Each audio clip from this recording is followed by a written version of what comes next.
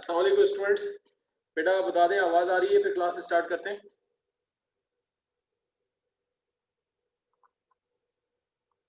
ठीक है बेटा, क्लास स्टार्ट कर लें। आवाज़ आ रही है सबको?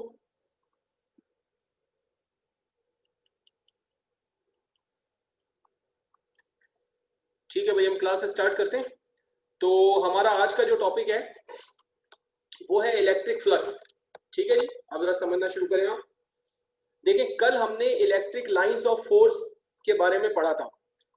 तो कल हमने इलेक्ट्रिक लाइंस के बारे में ये पढ़ा था कि हमने ये पढ़ा था भाई कि जो इलेक्ट्रिक फील्ड होती है उसके अंदर इलेक्ट्रिक लाइंस स्कैटर्ड होती हैं और वो पॉजिटिव चार्ज बॉडी से नेगेटिव चार्ज बॉडी की तरफ जा रही होती है। ठीक है ना, कल हमने ये चीज डिस्कस की थी कि जैसे ये एक इलेक्ट्रिक फील्ड है, ये एक इलेक्ट्रिक फील्ड है, तो इसमें फर्ज कर लें कि ये एक पॉजिटिव चार्ज बॉडी है, ये एक पॉजिटिव चार्ज बॉडी है और ये एक नेगेटिव चार्ज बॉडी है। तो हमने कहा था इलेक्ट्रिक लाइंस ऐसे जा रही होती है, इस तरह से ये जा रही है।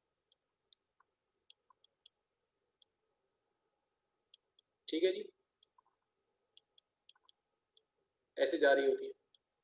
अब ये इमेजनरी लाइंस होती हैं जो कि क्या शो करती हैं कि भाई इलेक्ट्रॉन, ये वो लाइंस होती हैं जिन पर इलेक्ट्रॉन चलते हैं और इलेक्ट्रॉन चलते हुए पॉजिटिव चार्ज बॉडी से नेगेटिव चार्ज बॉडी की तरफ जाते हैं।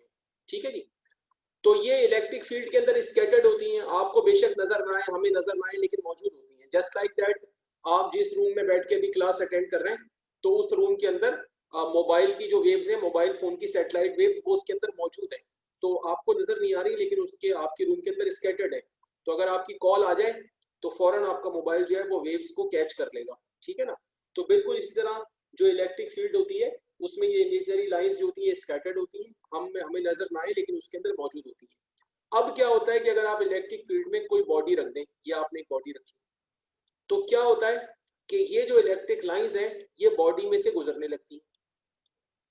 तो अब इलेक्ट्रिक फ्लक्स का कॉन्सेप्ट ये है कि किसी बॉडी से, अगर किसी बॉडी को इलेक्ट्रिक फील्ड में रखा जाए तो जितनी जितनी नंबर ऑफ इलेक्ट्रिक लाइंस उस बॉडी की सरफेस को परपेंडिकुलरली कट करके उसमें से गुजरती हैं, उनकी तादाद को बॉडी में से गुजरने वाला इलेक्ट्रिक फ्लक्स कहते हैं।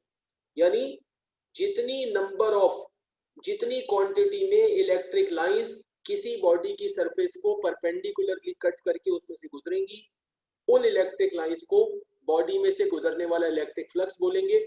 और उसको, ये सिंबल होता है फाई, इसको बोलते हैं फाई, और इसके साथ लगाते हैं ई, तो इससे मेंशन करते हैं फाई ई, ये इलेक्ट्रिक फ्लक्स होता है। अब ये तो हो गया इसका थ्योरेटिकल कॉन्सेप्ट, यानी डेफिनेशन हो गई। अब आ जाते हैं इसके फॉर्मूले की तरफ कि भाई इसका फॉर्मूला कैसे निकलेगा। अब उसके लिए हम एक एग्जांपल लेते हैं।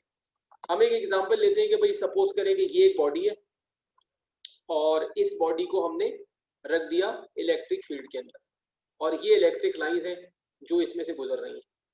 ठीक है जी, ये इलेक्ट्रिक लाइंस हैं,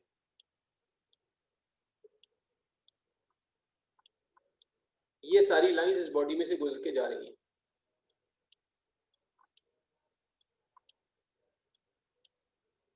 ठीक है जी, ये इलेक्ट्रिक लाइंस है।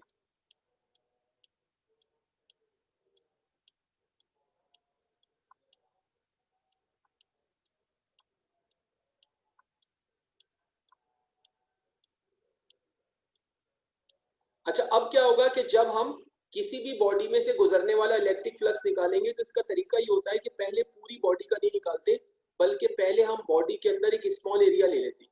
अब फर्ज कर लें कि वो स्मॉल एरिया हमने ये ले लिया, ये हमने बॉडी के अंदर एक स्मॉल एरिया ले लिया। अब ये जो स्मॉल एरिया है, इस स्मॉल एरिया को हम मेंशन करेंगे डेल्टा ए से।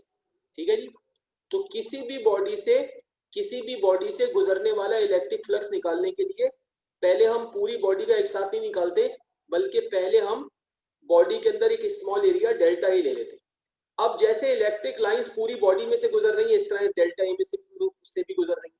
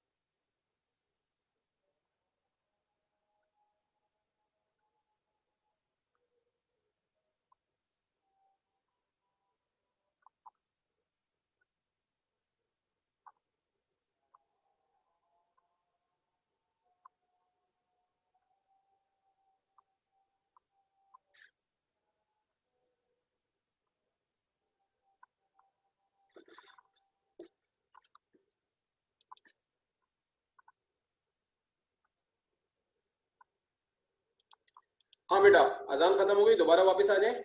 तो मैं ये कह रहा था कि अरे यार वो मिट ही गया, दोबारा बना देते हैं। तो मैं ये कह रहा था कि फर्ज कर लेंगे एक बॉडी आपने किसी इलेक्ट्रिक फील्ड में रखी,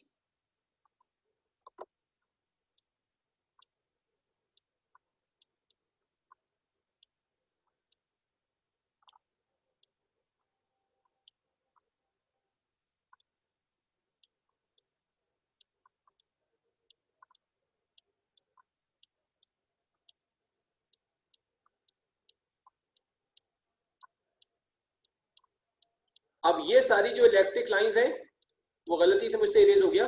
तो मैं बता रहा था कि ये एक बॉडी आपने इलेक्ट्रिक फील्ड में रखी और ये सारी इलेक्ट्रिक लाइंस जो हैं इस बॉडी में से गुजर रही हैं और इनके गुजरने की वजह से बॉडी में से इलेक्ट्रिक फ्लक्स गुजर रहा है, जैसा कि मैं आपको समझा चुका हूं। अब हम इस बॉडी से गुजरने वाला इलेक्ट्रिक फ्लक्स निकालने के लिए क्या करेंगे कि पहले हम पूरी बॉडी का नहीं निकालेंगे, जैसे मैंने आपको बताया, पहले हम बॉडी के अंदर एक स्मॉल एरिया ले लेंगे।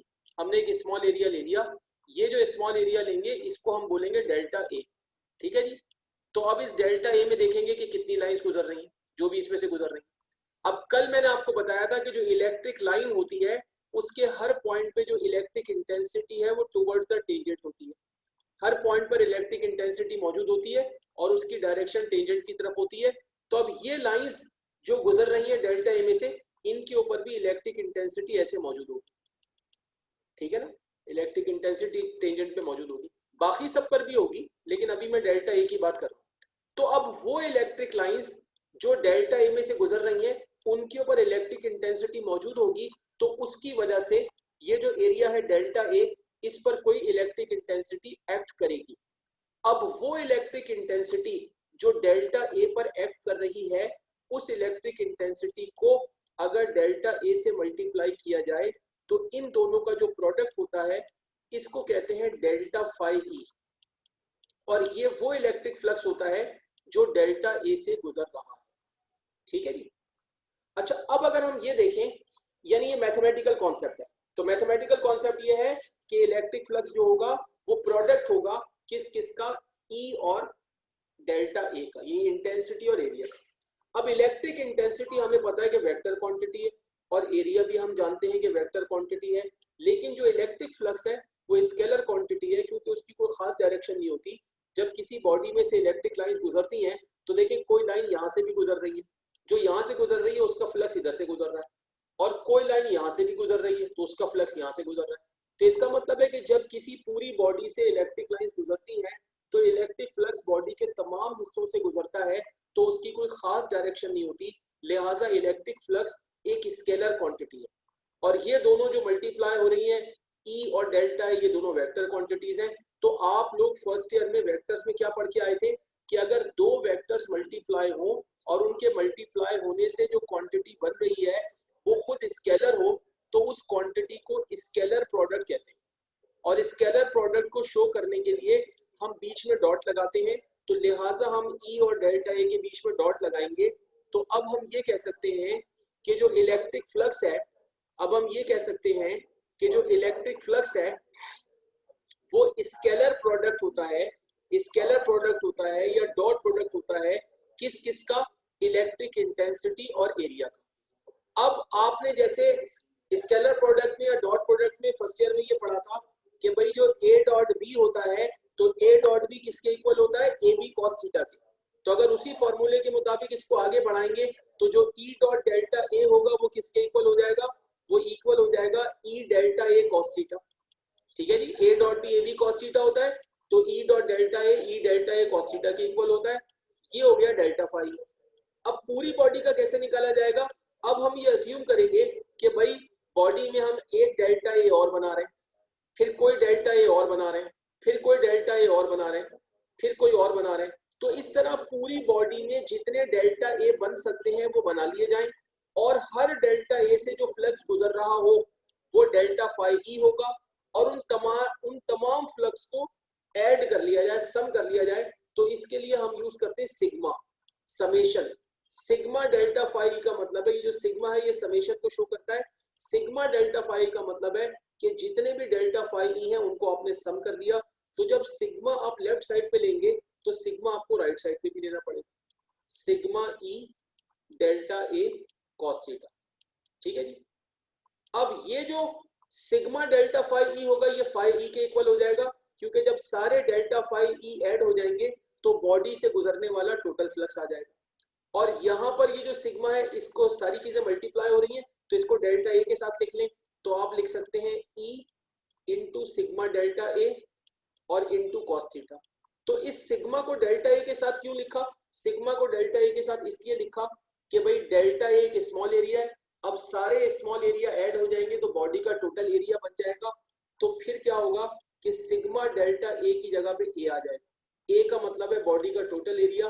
तो ये आपका फाइनल फॉर्मूला बन गया कि जो फाई ई होगा, जो इलेक्ट्रिक फ्लक्स होगा, वो इक्वल होगा ई ए कॉस थीटा। और यहाँ से आप इसकी यूनिट भी समझ सकते हैं, अगर आप यहाँ पे यूनिट रखें तो देखें जो इलेक्ट्रिक इंटेंसिटी है उसकी यूनिट क्या होती है, न्यूटन पर कूलम। इलेक्ट्रिक इंटेंसिटी की यूनिट न्यूटन पर कूलम होती है, और एरिया जो है वो किस में होता है, मीटर स्क्वायर में होता है, और जो कॉस थीटा है उसकी तो कोई यूनिट नहीं होती। ठीक है ना, तो इसको मल्टीप्लाई करेंगे तो इसकी यूनिट आ जाएगी न्यूटन मीटर स्क्वायर पर कूलम, ये इसकी यूनिट आएगी। ठीक है जी। अच्छा, मुझे कौन मैसेज कर रहा है ये देख लें। अब मुझे समीद कह रहे हैं, समीद कह रहे हैं कि डेल्टा ए पूरी शीट ले सकते हैं। नहीं, डेल्टा ए पूरी शीट नहीं ले सकते। उसकी वजह क्या है, ताहिर खान कह रहा है कि सर यहाँ एंगल कौन सा है, यहाँ पर एंगल वो है जो इलेक्ट्रिक इंटेंसिटी, यानी यहाँ जो थीटा है ये वो एंगल है जो ई और ए के दरमियान, जो इलेक्ट्रिक इंटेंसिटी और एरिया के दरमियान बनेगा। अब ये एंगल कितना होगा, तो अभी इस टॉपिक में मैं जब आगे जाऊंगा तो अभी आगे जाके ये बात कुछ समझ आ जाएगी। अच्छा, समीद का जो, अच्छा उससे पहले अमीन का सवाल है कि सर इंटेंसिटी वाला पॉइंट दोबारा समझा दें। तो भाई इंटेंसिटी वाले पॉइंट का मतलब है कि जो इलेक्ट्रिक लाइंस होती हैं, इलेक्ट्रिक लाइंस के हर पॉइंट पर, इलेक्ट्रिक लाइंस ऑफ फोर्स के हर पॉइंट पर इलेक्ट्रिक इंटेंसिटी मौजूद होती है। तो जब इलेक्ट्रिक लाइंस किसी बॉडी से गुजरती हैं तो उन पर इंटेंसिटी मौजूद होती है, लिहाजा इलेक्ट्रिक लाइंस के किसी बॉडी में से गुजरने की वजह से बॉडी पर इलेक्ट्रिक इंटेंसिटी अप्लाई होती है। ठीक है जी। और समीर जो कह रहा है कि डेल्टा ए पूरा नहीं ले सकते शीट, पूरी शीट नहीं ले सकते, उसकी वजह मैं आपको बता रहा हूँ। यहाँ पर आप एक बात ये भी सोच सकते हैं कि भाई हमने पहले डेल्टा ए क्यों लिया, हम डायरेक्ट ही पूरी बॉडी का निकाल लेते। ठीक है ना, कोई यहाँ पे ये भी सोच सकता है कि भाई हमने जो है वो डेल्टा ए का पहले क्यों निकाला, हम डायरेक्ट पूरी बॉडी का निकाल लेते। अब उसकी वजह देखो ये है, उसकी वजह ये है कि आप इलेक्ट्रिक फील्ड के अंदर जो बॉडीज रखेंगे वो मुख्तलिफ तरह की हो सकती है। हो सकता है कि आप इलेक्ट्रिक फील्ड में जो बॉडी रखें वो स्क्वायर शेप की हो, या हो सकता है कि वो वही रेक्टेंगल शेप की हो, या हो सकता है कि वो ट्रायंगल शेप की हो, या सर्कुलर शेप की हो। तो हर एक का एरिया मुख्तलिफ होगा। लेकिन जब आप सबके अंदर डेल्टा ए लेंगे, डेल्टा ए लेंगे, तो आप देखिए कि डेल्टा ए जो है वो सब में कैसा आएगा, डेल्टा ए सब में सेम आएगा। लिहाजा आपका फॉर्मूला जब बेसिक से चलेगा तो आपके लिए फॉर्मूला बनाना इजी हो जाएगा। तो इसलिए हम पहले पूरी बॉडी का एक साथ नहीं निकालते, पहले हम स्मॉल एरिया का निकालते। ठीक है समीर। अच्छा, उस्मान ये कह रहा है कि sir is delta A a constant value for all bodies और does it vary from body to body. अब इसमें यह है ना कि मैंने जो अभी तुम्हारे सामने ये शीट पे फिगर्स बनाई है, इन सब में तुम देख सकते हो कि डेल्टा ए जो है वो सब में सेम है। लेकिन जब फाइनल फॉर्मूला बन जाएगा, जब फाइनल फॉर्मूला बन जाएगा तो उसमें आपने देखो, मेरी बात समझो, जब फाइनल फॉर्मूला बन गया तो आखिर में तो बनने के बाद ये आ गया ई ए कॉस थीटा। अब जब ये आ गया तो अब इसमें टोटल एरिया फाइनल फॉर्मूले में आ गया। अब जैसी बॉडी होगी वैसा एरिया लग जाएगा। अब मिसाल के तौर पे अगर आपने इलेक्ट्रिक फील्ड के अंदर कोई सर्कुलर बॉडी रखी तो सर्किल का एरिया पाई आर स्क्वायर होता है, तो यहाँ पे पाई आर स्क्वायर आ जाएगा। अगर आपने ट्राइंगुलर रखी तो ट्राइंगल का area half into base into altitude होता है, तो वो आ जाएगा। अगर रेक्टेंगल रखी तो लेंथ इंटू विड्थ होता है, तो वो आ जाएगा। तो जब फाइनल फॉर्मूला बन गया तो अब इसमें बॉडी का टोटल एरिया आ गया। अब जिस तरह की भी बॉडी रखी जाएगी तो वैसा ही एरिया आ जाएगा। लेकिन शुरू में जब फॉर्मूला बनाना स्टार्ट करते हैं तो डेल्टा ए तो छोटा होता है एरिया, तो वो तो सब में एक ही जैसा आएगा। मैंने आपको बना के बता दी है। ठीक है जी, समझ आ गई आप लोगों को बात? एग्रीड? ठीक है। अच्छा, तो अब आपको इसकी वर्किंग दिखाते हैं। तो अब आप ये देखिए, ये इसकी वर्किंग है जो मैंने आपको समझाया था। अब जरा इसको आप देख लीजिए, जो मैंने आपको बताया था देखिए वही यहाँ पे मेंशन है। देखिए पहले मैंने इसकी डेफिनेशन लिखी है इलेक्ट्रिक फ्लक्स की। क्या है डेफिनेशन?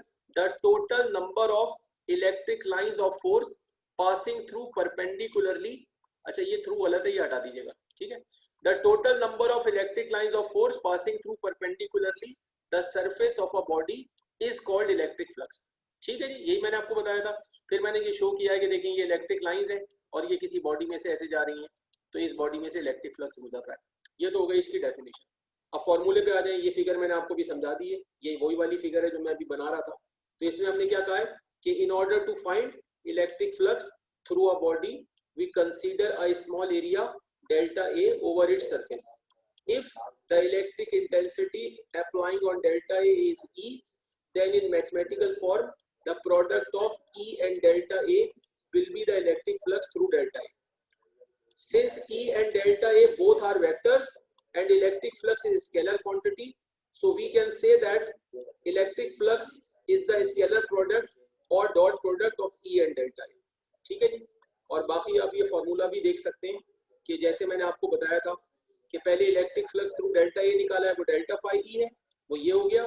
फिर टोटल बॉडी का निकालने के लिए समेशन दोनों साइड पे आ गया, फिर ये सिग्मा डेल्टा ए के साथ चला गया, यहाँ ए आ गया और ये ई ए कॉस थीटा बन गया। यूनिट मैं यहाँ लिखना भूल गया हूँ, वो यूनिट अभी मैं लिख देता हूँ साइड में। तो अब आप मुझे बताएं बात समझ आ गई है? हाँ जी, क्लियर है आप लोग? ठीक है जी, तो अब आप ये काम स्टार्ट करें। आपको टाइम दे रहा हूँ 5 मिनट का, 5 से 6 मिनट का टाइम है, करें आप ये काम।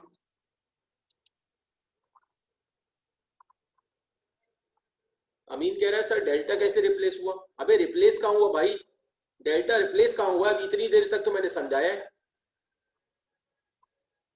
मोहम्मद फखर अब्बास क्या कह रहा है? सर आपने परपेंडिकुलरली कहा यानी थीटा 90 डिग्री नहीं। देखो ये दो अलग बातें हैं, यानी थीटा बिल्कुल सही है, थीटा 90 समझ गया मैं, लेकिन एक थीटा वो है, एक थीटा वो है जो ई और ए के दरमियान बन रहा है। फॉर्मूले में जो थीटा है, फॉर्मूले में जो थीटा है ये वो एंगल है जो इंटेंसिटी और एरिया के दरमियान बन रहा है। और डेफिनेशन में जो परपेंडिकुलरली कहा है वो ये कहा है कि इलेक्ट्रिक लाइंस जो बॉडी में से गुजरेंगी वो उसको परपेंडिकुलरली कट करके यानी 90 डिग्री पर कट करके गुजरेंगी, तो उस लिहाज से आपकी बात ठीक है। और मास कह रहा है सिग्मा कहां गया? भाई सिग्मा ऐसे गया कि सिग्मा डेल्टा ए, यानी सिग्मा डेल्टा ए का मतलब है कि सारे डेल्टा ए सम हो गए, तो सिग्मा डेल्टा ए के बराबर हो गया। तो सिग्मा इस तरह चला गया कि सिग्मा डेल्टा ए का मतलब है कि तमाम डेल्टा ए को सम कर ले, तो वो ए हो गया। और सिग्मा डेल्टा फाई ई जो है वो फाई ई के इक्वल हो गया, तो सिग्मा डेल्टा फाई का मतलब है कि सारे डेल्टा फाई ई को सम कर ले, तो वो टोटल बन गया। तो इस तरह सिग्मा हट जाएगा। समझ आ गई बात?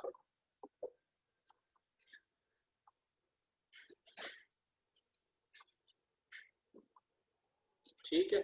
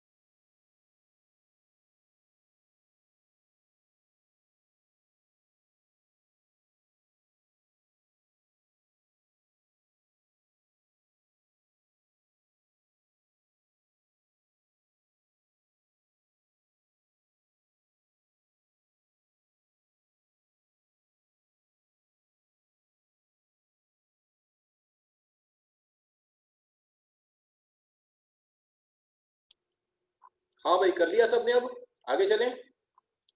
बोलो भाई, कोई रह तो नहीं गया? ठीक है। अब इसके बाद जो नेक्स्ट पॉइंट है वो जरा समझ लें। वो ये है कि इलेक्ट्रिक फ्लक्स की इंपॉर्टेंट कंडीशंस क्या होती है, वो जरा समझ लें। देखो अब इस तरह से है कि भाई देखो इलेक्ट्रिक फ्लक्स जो है आपका फाई ई, वो आपका है ई ए कॉस थीटा, ई ए कॉस थीटा। इसमें ये जो थीटा है ये वो एंगल है जो इलेक्ट्रिक इंटेंसिटी और एरिया के दरमियान बनता है। अब इंपॉर्टेंट बात यह है कि जब आप किसी बॉडी को इलेक्ट्रिक फील्ड में रखेंगे तो आप किस तरह रखेंगे। फर्ज करें कि भाई एक इलेक्ट्रिक फील्ड है, उसमें इलेक्ट्रिक इंटेंसिटी इस डायरेक्शन में जा रही है और आपने बॉडी को इस तरह रख दिया, ऐसे रख दिया आपने बॉडी। अब एरिया की डायरेक्शन परपेंडिकुलर होती है तो बॉडी का एरिया इस तरफ हो जाएगा। तो इस वक्त आप देख सकते हैं कि इंटेंसिटी और एरिया के दरमियान कितने का एंगल बन रहा है, 90 डिग्री का। तो अब अगर आप यहां पुट करें ई ए cos 90, तो cos 90 होता है 0, तो ई ए इंटू 0, तो इस तरह फ्लक्स 0 आ जाएगा। तो ये कहलाता है मिनिमम फ्लक्स। ठीक है, कि अगर आप बॉडी को इलेक्ट्रिक फील्ड में इस तरह रखेंगे कि इलेक्ट्रिक इंटेंसिटी और एरिया के दरमियान 90 डिग्री का एंगल बनेगा तो फ्लक्स मिनिमम हो जाएगा, यानी 0। दूसरी मिसाल ले लें। अब ये इलेक्ट्रिक इंटेंसिटी जा रही है और आपने बॉडी को इस तरह रख दिया। अब बॉडी को आपने ऐसे रखा, अब एरिया परपेंडिकुलर इधर जाएगा। अब आप देख लें दोनों की डायरेक्शन क्या हो गई, सेम हो गई। तो थीटा इस वक्त दोनों के दरमियान कितना बनेगा, 0। तो अब अगर आप यहाँ पे 0 रख दें, cos 0 ई ए और cos 0, तो cos 0 की जो वैल्यू है वो 1 होती है, जो cos की मैक्सिमम वैल्यू है। तो यहाँ पे 1 रखेंगे तो ये आ जाएगा ई ए, तो ये कहलाता है मैक्सिमम फ्लक्स। तो ई ए जो है ये मैक्सिमम फ्लक्स होता है और 0 जो होता है ये मिनिमम फ्लक्स होता है। तो एक कंडीशन ये हो गई, दूसरी ये हो गई। अब तीसरी और चौथी बात भी हो सकती है। तीसरी और चौथी बात ये हो सकती है कि बॉडी को आप इलेक्ट्रिक फील्ड में प्लेस करें तो उसका एंगल 90 भी ना हो और 0 भी ना हो। तो फिर क्या हो सकता है, आप बॉडी को किसी ऐसी डायरेक्शन में रख सकते हैं कि बॉडी का एंगल 0 से बड़ा हो और 90 से छोटा हो। तो अगर आपने किसी ऐसी डायरेक्शन में रखा तो क्या होगा कि कॉस का कोई भी एंगल जो 90 से छोटा हो, 60, 70, 45 कोई भी हो, तो उसमें वैल्यूज कॉस की प्लस में होती है।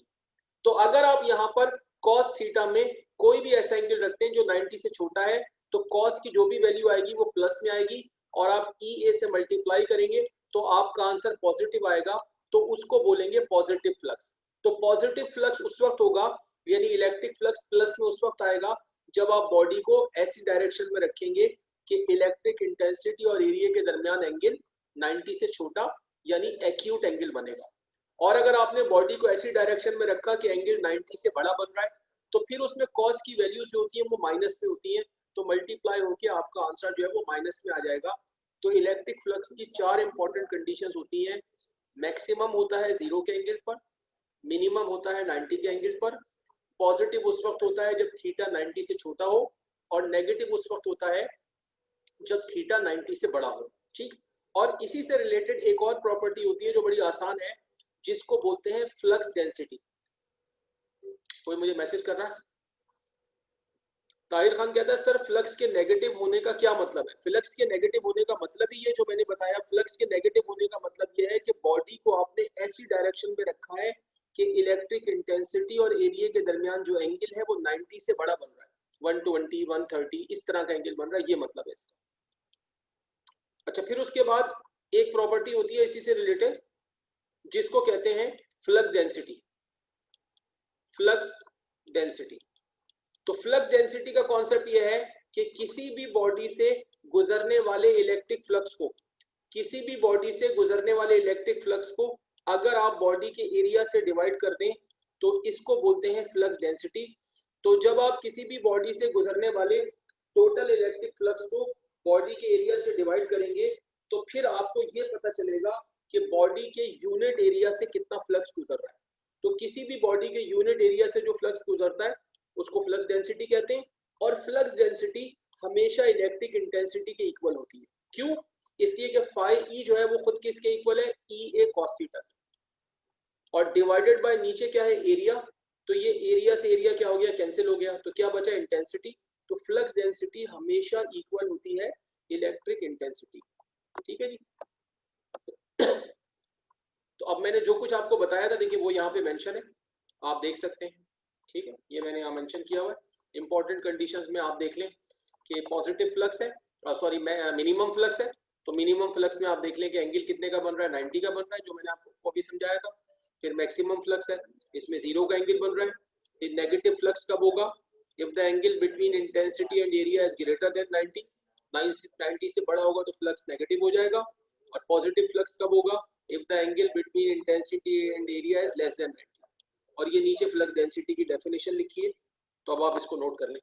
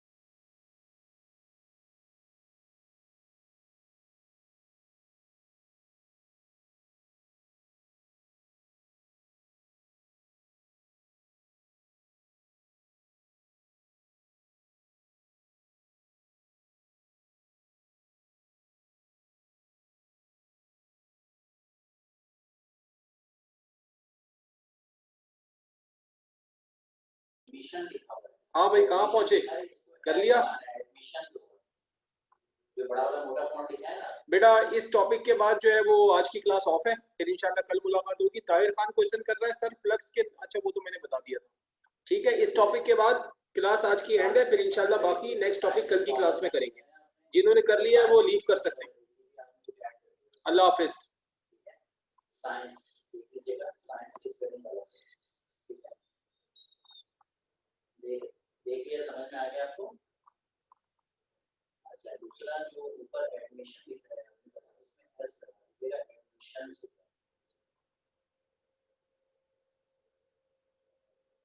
नीचे नीचे जो है फोन नंबर मोबाइल का उसमें मैंने से मोबाइल नंबर 0310 का जो नंबर है ना वो 2081029 लिखा है आपने जब 239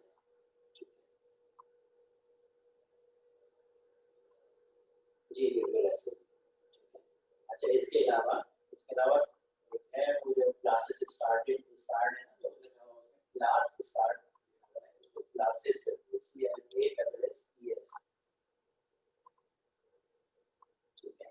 तो ये करके मुझे अभी गांधी मुझे जेवर भेजें ताकि मैं उसको आगे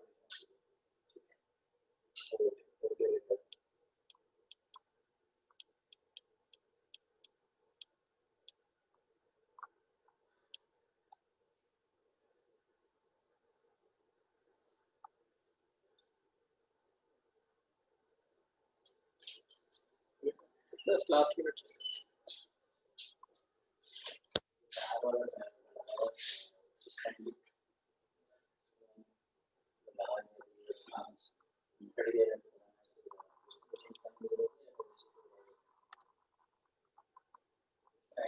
सेशंस